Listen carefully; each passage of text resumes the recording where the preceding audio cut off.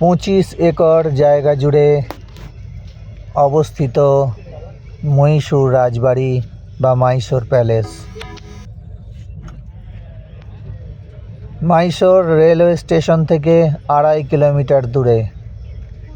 মূল ভবনটি 1.5 একর জায়গা জুড়ে অবস্থিত।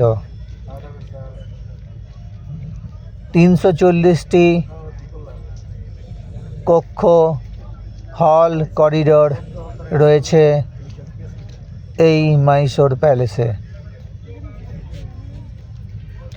1537 খ্রিস্টাব্দে ওয়াদিয়ার রাজা প্রথম এই রাজবাড়ি তৈরি করেছিলেন।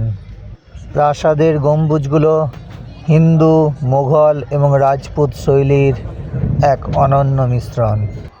মাইসোর রেলওয়ে স্টেশন থেকে মাত্র 2.5 কিলোমিটার দূরেই রয়েছে এই মহীশূর রাজবাড়ি, এবং এই রাজবাড়ি থেকে মাত্র 1.5 কিলোমিটার দূরেই রয়েছে শ্রী চামারাজেন্দ্র জুওলজিক্যাল গার্ডেন, মাইসোর জু, যেটি হচ্ছে ভারতবর্ষের অন্যতম সেরা জুগুলোর মধ্যে একটি। সেন্ট জোসেফস ক্যাথিড্রাল বা ফিলোমেনা ক্যাথিড্রাল হচ্ছে এখান থেকে মাত্র 2.5 কিলোমিটার দূরে অন্যতম দ্রষ্টব্য স্থান।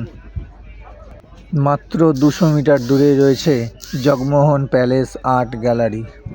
এখান থেকেই হাঁটা পথ দূরত্বে রয়েছে Lokranjan aqua world under water zoo. Office of the deputy director, Mysore palace board, Mysore. এই যে লম্বা মতন বিল্ডিংটা রয়েছে, দোতলা, এই লম্বা বিল্ডিংটা হচ্ছে office of the executive officer, Mysore palace board, Mysore.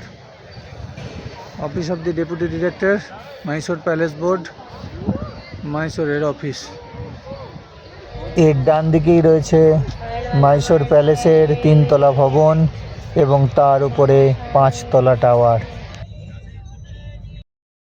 এইখান থেকে দেখলে গেটগুলো একটু বোঝা যাবে।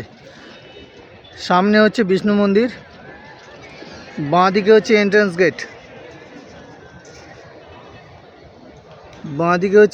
গেট, এই গেট দিয়ে আমরা ঢুকেছি। এই এন্ট্রান্স গেটের পাশেই হচ্ছে, সামনেই হচ্ছে টিকিট কাউন্টার। এটা হচ্ছে বিষ্ণু মন্দির। এইখানে আর একটা গেট আছে,